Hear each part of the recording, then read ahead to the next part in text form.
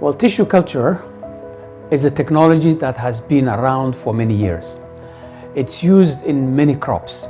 And the crops that are used in the tissue culture includes like date palm, includes Irish potato and sweet potato, includes vegetables, includes flowering crops, and banana is also one of the crops that are frequently used for tissue culture production in many parts of the world, and in Africa in particular. Tissue culture is a technology that would allow farmers to have access to better and clean material. So the way the process works is that, for example, in the case of banana, you will get a banana sucker. So this sucker, generally what happens is that it's full with diseases and insects sometimes.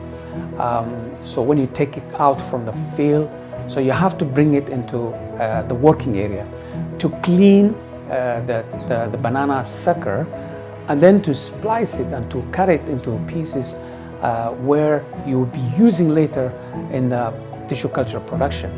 So after you go through this process, then you have to prepare an artificial media that includes all kinds of nutrients and hormones to stimulate the tissue to regenerate on its own, and that's why it's called tissue culture. And then later on, you inoculate the nutrients and then move it into a growth chamber, which is a controlled environment to give the plants grow.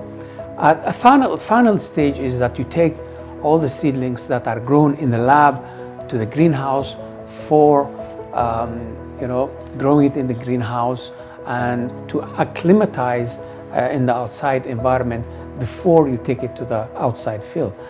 Now, Filson company is taking the lead this task, and Filson has equipped its laboratory with all state-of-the-art technologies, as well as with technicians who are capable of producing the tissue culture materials from the lab. So now, what are the advantages of the tissue culture to the farmers? Tissue culture will produce three important things. Number one, it will produce a clean material that will be coming out from the laboratory and from the greenhouse that's free from diseases and from infectious diseases in the root. So the second thing is that once you plant the tissue culture, it will produce uniform material that can be harvested uniformly in the field. And the third thing is the cost of labor of producing the tissue culture is much cheaper than the labor that is involved in producing the suckers out from the field. So these are the three major advantages which lead into higher production. What you harvest from the tissue culture could be 10 to 30% more.